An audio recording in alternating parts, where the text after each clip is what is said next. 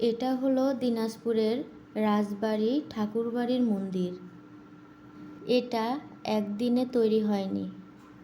১৭০০ সাল থেকে ১৯০০ সাল পর্যন্ত দিনাজপুরে রাজপরিবারের বিভিন্ন রাজার হাতে তৈরি এই রাজবাড়ি।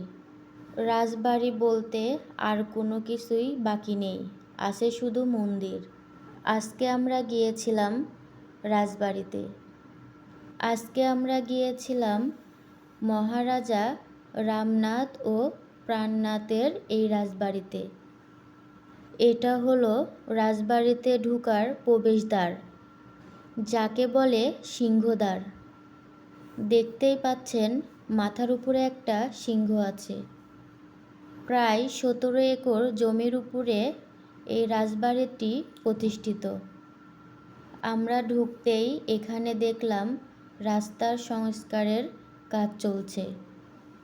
আমরা ঢুকেই হাতের ডানে গেলাম। এটা রাজবাড়ির অন্দরমহলের একটা অংশ। অন্দরমহলের গেটটা বেশ সুন্দর কারুকাজ করা। ঢুকেই দেখি দুর্গাপূজার প্রস্তুতি চলছে। এইখানকার লোকজন দুর্গাপূজার প্রতিমা তৈরির কাজে ব্যস্ত। তাই আমিও এগিয়ে গেলাম প্রতিমা তৈরির দৃশ্যটা দেখতে এবং আপনাদের দেখাতে। আপনারা জানেন কি কিভাবে প্রতিমা তৈরি হয়? দেখেন, এই কারিগরগুলোর হাতের কাজ বেশ সুন্দর। তাদের হাতের ছোঁয়ায় রং তুলিতে প্রতিমাগুলো জীবন্ত হয়ে উঠছে।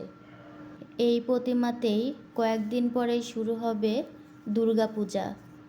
এখান থেকে আমরা গেলাম রাজবাড়ির অন্য দিকটা। যেতে যেতে ঘুরে তাকালাম পিছন দিকে। এরপর শুরু হলো মন্দির। এটা মন্দিরের গেটের একটা কারুকাজ। দেখেন কত সুন্দর। এই কাজ দেখে বোঝা যায় তখনকার কারিগররা কতই ক্রিয়েটিভ ছিল। বেশ সুন্দর, তাই না? এখন আমরা প্রবেশ করছি মন্দিরের ভিতরে। এইখানে আছে ছোট্ট একটা ফুলবাগান। বেশ সুন্দর একটা রাস্তা। এই রাস্তা ধরেই এগোলাম মন্দিরের দিকে। এই যে এই ঘরগুলো